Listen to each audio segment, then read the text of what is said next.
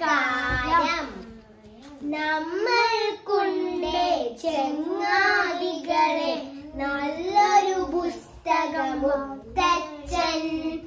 നമ്മളെയെല്ലാം വായിപ്പിക്കാൻ ശീലിപ്പിച്ചൊരു മുത്തച്ഛൻ. നാടുകൾ തോറും വായനശാലകൾ കെട്ടിയുയർത്തിയ മുത്തച്ഛൻ.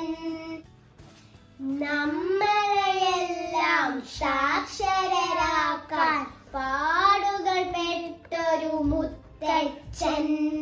ഗ്രന്ഥ